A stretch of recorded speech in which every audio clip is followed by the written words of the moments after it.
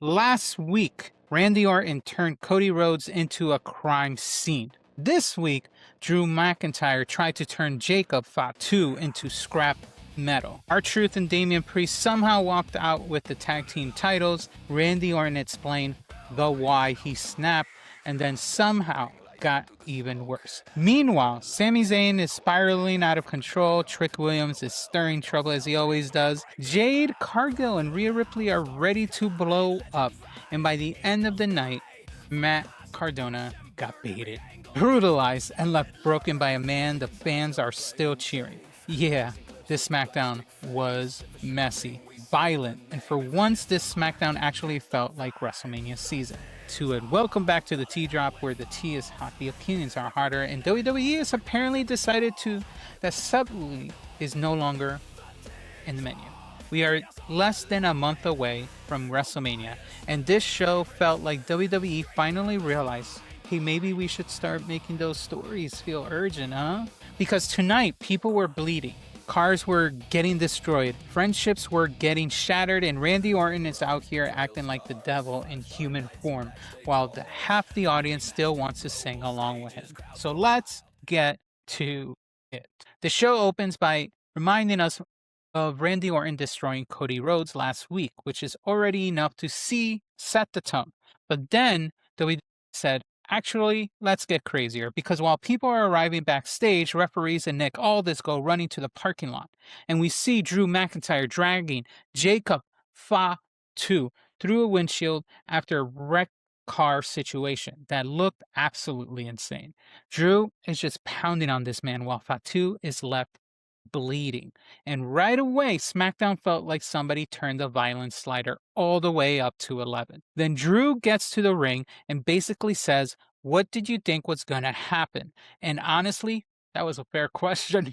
Drew wanted the WrestleMania main event, and in his mind, Jacob Fatu took that from him. So now Drew is done pretending to be reasonable. Nick Aldis comes out with the security threatening Drew's job, and Drew immediately goes for the most disrespectful route possible by bringing up Aldis' son and calling him a horrible father. That man was not looking for a suspension. That man was looking for war. Then Jacob Fatu storms out, the brawl starts all over again, and Fatu ends up splashing Drew through the announcer's table. That was a tremendous opening segment, something very competing to the Oba Femi opener, but still I think I still give the edge to the Oba Femi opener, because that was wild. But so was this. It was physical, personal, exactly the kind of energy this show needed on the road to WrestleMania.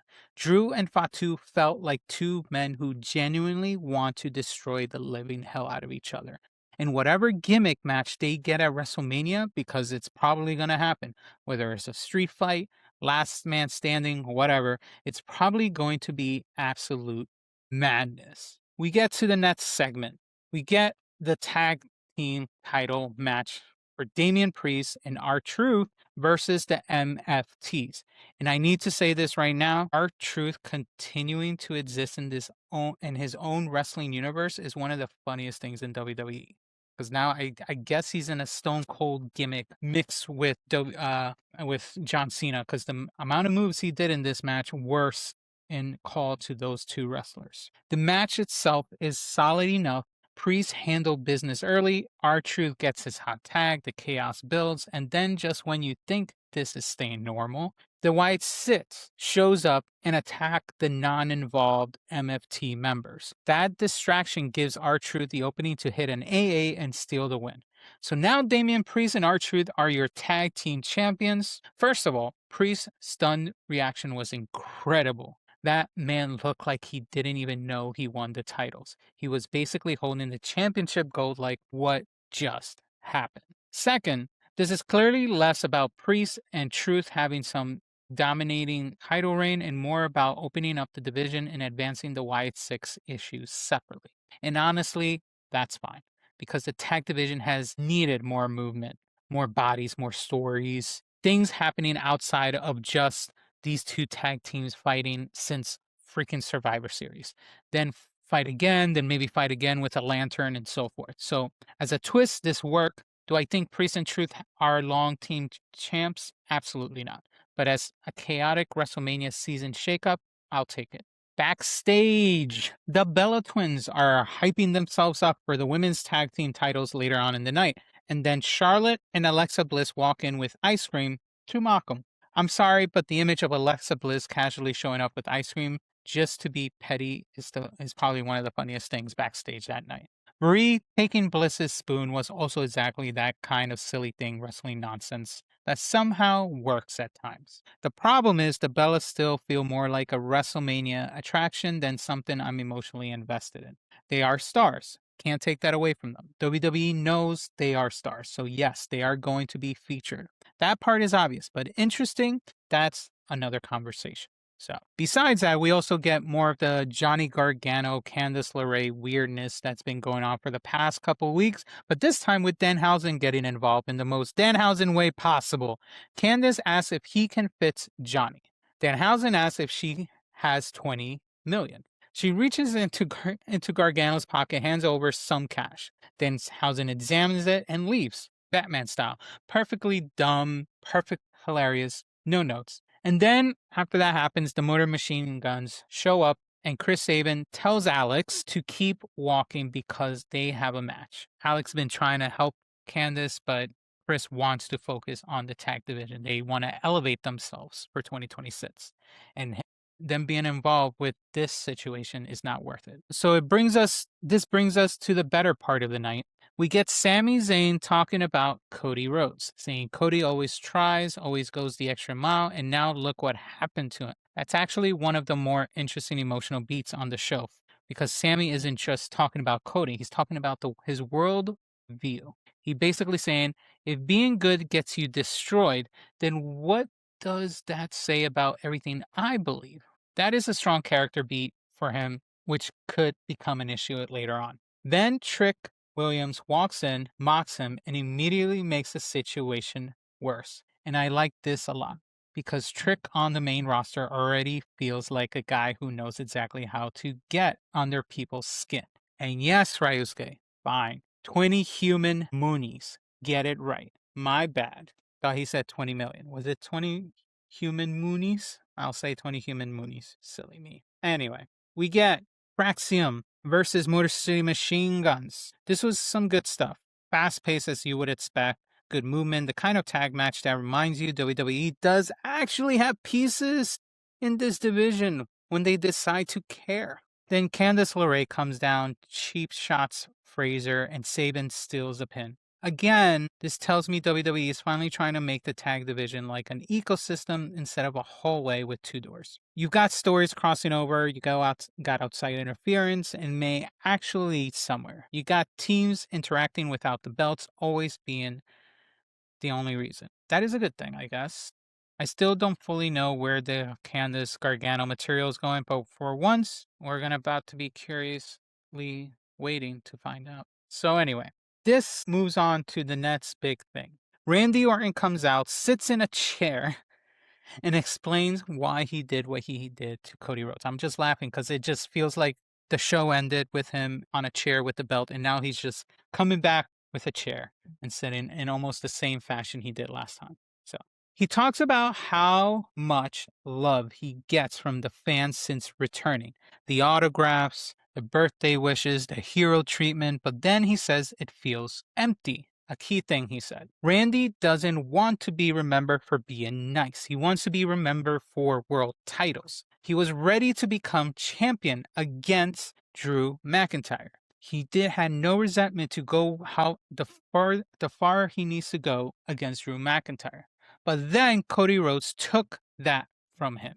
And according to Randy, Cody also told him to be the best version of himself, which gave him a breather because now, with Cody's permission, he can go full Viper on him. And that's on Cody for saying that. That's when Randy says he started listening to his voices in his head again. You know that line that everyone knows? Well, now it's part of a story. Because now Orton isn't presenting this as just jealousy. He's framing it like Cody woke up the monster in him again. He says those voices are telling him he's going to beat Cody with the RKO at WrestleMania and win the title. And here's the wild part. Besides the fact that he was acting his butt off in this segment, the crowd is still with him. Even after all this, after all the acting, after all the emotion he poured in this segment, the crowd is still with him. And this is WWE's challenge now because Randy Orton is supposed to be clearly the villain in this whole thing. He brutalized Cody. He is escalating every single week, and the fans are still chanting for him because Randy Orton is just that over. So WWE has to walk a very fine line right now. Make him evil enough that the audience stops wanting to ride with him without cooling off one of the hottest characters on the show. It's not going to be an easy task, at least for WrestleMania 6. Backstage, Matt Cardona. Well, first, before Matt Cardona, Randy Orton walks down and so forth, blah, blah, blah. Other people are seeing him. They're saying F you. They're not saying it to him. They just giving him like disgust face. And then finally, Matt Cardona confronts Randy Orton, and Randy says, "You have something to say." And Matt Cardona basically asks how he could have done that to Cody.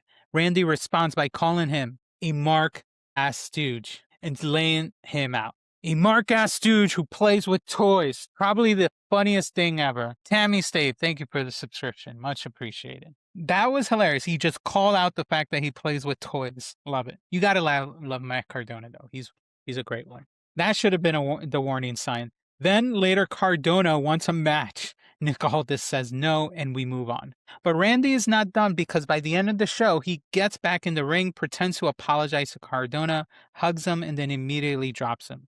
Low blow, RKO assault, Pillmanizing the arm, just disgusting behavior. And the crowd still chanting for Randy. Insane. Is completely insane at this point. Randy Orton is out here moving like a horror villain, and the audience is basically saying, yeah, but that's our guy though. That disconnect is fascinating right now.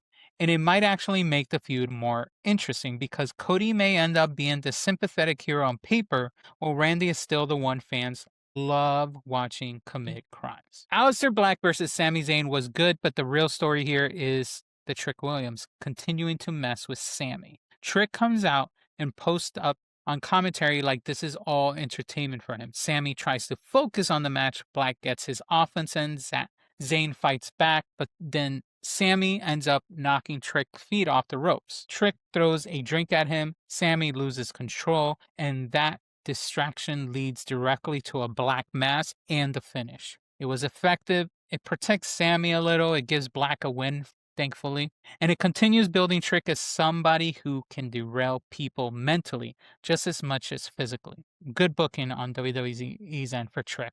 And honestly, Sami versus Trick at WrestleMania could have potential because Sami is one of the best emotional baby faces WWE has. Trick is developing fast as somebody who can generate reactions with very little effort. As Ryusei say, or no, as August said, Trick Williams is who WWE want Montez Ford to be.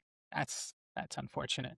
Remember the war crime the first time? Oh, geez. Okay. I love Cody, but August is saying, I love Cody, but I want Randy to win. Sue me. I think you're in the same boat as everyone, but anyway, let's move on. Carmelo Hayes finally gets his match against Ilya Dragunov for the U.S. title, and this was one of the strongest matches on the entire show. It was physical, it was intense, it was very competitive. Exactly what you would expect from these two men. Dragunov felt relentless as always. Hayes felt like a champion who could hang under heavy pressure. And the match had that feeling of two guys trying to prove they belong on the WrestleMania card in a major way. Hayes winning clean is important because that tells me WWE is serious about protecting him as the champion and not using this as some fluke escape act. Now the question becomes, who does Melo face at WrestleMania if he's actually going to have a match? Because if they built him up to this long, he needs somebody meaningful. A title like this shouldn't just be there to fill time. It should feel like part of the big picture. And tonight, Hayes helped it feel that way. We get next Jade Cargill coming out and calling out Rhea Ripley. No wasted emotion, no fluff, just straight to the point. Rhea comes out basically ready to fight already.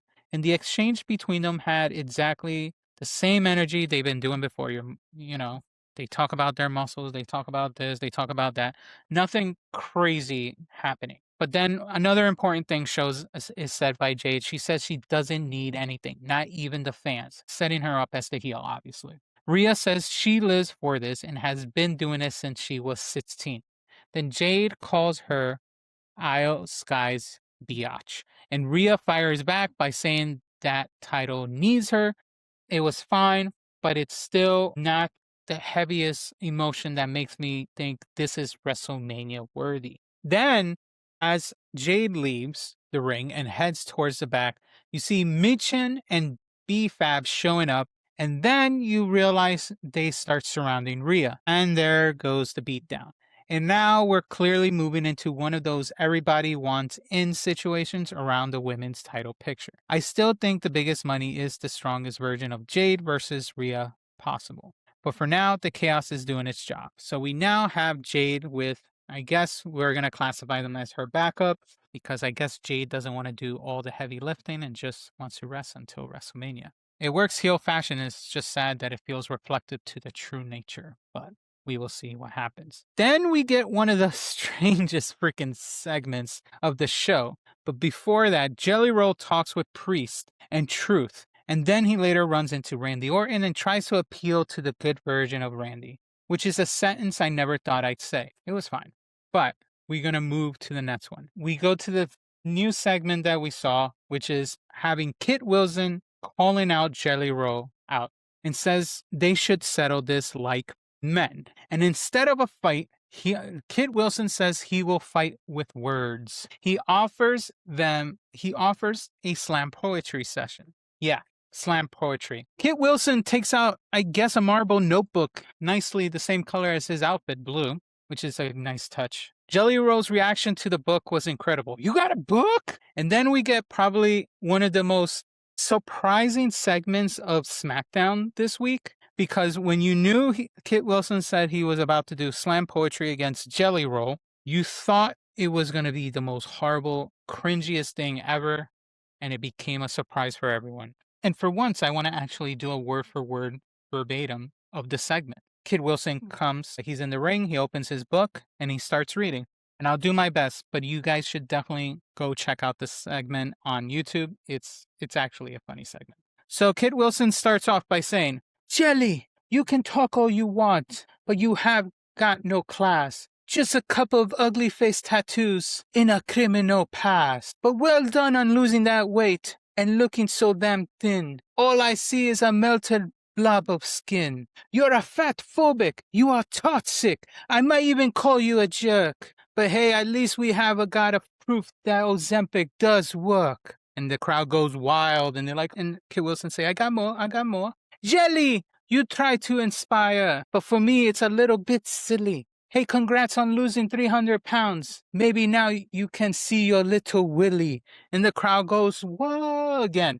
And Jelly Roll is surprised by all these words, because I'm assuming Jelly did not expect this segment to go well either. He thought he was going to say crap and he would just look serious. But the fact that he looked a little surprised, or he did actually look fully surprised, is the fact that he didn't think Kit Wilson had it in him to do this. And it was hilarious. And he said, okay, you got jokes. So, and then this Jelly Roll's segment was quick, effective. He didn't do much, and then the promo ended after like two bars or so. He says, Mr. Kit Wilson came and tried to destroy me, but I don't have to see my Willie. Your mother sees it for me. The crowd goes wild. You talk about Zempic. That's really original, y'all. Hey, Jelly's really fat. Your mother could have told you that. You put my belly back on her back, or something like that. And the crowd goes wild. And Kit Wilson, with those few words, he got more fired up and angry than Jelly Roll did about his part. And then Wilson took the insults, takes shots at Jelly Roll, takes him down, and everything. He hits him from behind. It was ridiculous, this segment, but it was supposed to be ridiculous. And in that sense, it worked. Jelly Roll sold the absurdity of the whole thing perfectly if he was actually selling. And Kit Wilson did so good in this. This should be something that he can do often in some shape or form. This is a good Kit Wilson I like. This is probably the most enjoyable segment he's done so far, and very freaking surprising. The fact that I enjoyed Kid Wilson's segment of his poetry, I guess, his slam poetry versus Jelly Roll. Jelly Roll's was really good too. His was fire as well, but I gotta give the slight edge to Kid Wilson because I wasn't expecting it. So good segment. Hope to see more of it. We get Nets, the main event match at least. The Bellas challenge the Irresistible Forces in the main event for the women's world or the women's tag team titles. The match is okay. It wasn't terrible, not close to amazing, but it was just there. The bigger story of this is Charlotte and Alexa getting involved, the chaos spilling over, and the post match destruction. That tells you WWE's focus isn't really on the match quality here, it's on setting up the larger WrestleMania multi woman situation. And let's be honest, it would not surprise me at all if WWE gives the Bellas a big WrestleMania title win for that nostalgia moment, at least for them. Do I personally care that much for this match? Not really, but I understand why WWE sees values in it. Because it will bring seats, because there are a lot of Bella fans out there. So expect a lot from them. So, because the show needed more dose of chaos, Randy destroys Matt Cardona in the ring like we talked about earlier. Nick Aldis comes out furious, but immediately has to run off because Jacob Fatu and Drew McIntyre are fighting backstage again somewhere. They end up climbing onto a structure, going over the rail, and crashing down in one final insane stunt to close the show. It was probably the strongest ending for SmackDown we've seen so far. Not the prettiest, but a very strong one because the show ended with the exact feeling WWE should want right now. That multiple feud are out of control and WrestleMania is getting close enough that nobody has time left to pretend they're calm. So, I like the SmackDown more than a lot of recent episodes, not because everything was perfect. It wasn't. But because things actually move. Stories, advanced feuds are getting uglier in almost every division in this show, and characters felt emotional. WrestleMania started to feel closer with this show. It actually felt it for much more better than previous shows, or even in Raw. Randy Orton and Cody Rhodes is now becoming fully personal. Drew McIntyre and Jacob Fatu feel like they're heading towards a war. Sami Zayn and Trick Williams has real intrigue to be a possible sleeper match. Carmelo Hayes got a strong title defense, and the show has enough chaos to keep the energy up all night. That's what I want from March Wrestling TV when I come to talk about the road to WrestleMania. It doesn't have to be perfect, but it has to have momentum. And that SmackDown finally had some. So, did WWE make Randy Orton too evil to cheer? Or are the fans just never turning on him no matter what he does? Did you like Priest and R-Truth winning the tag titles? Are Drew and Jacob about to steal WrestleMania with pure violence? And what did you think of Carmelo's Hayes versus Ilya Dragunov? Drop your thoughts in the comments, hit the like, and subscribe, and I'll catch you on the next one.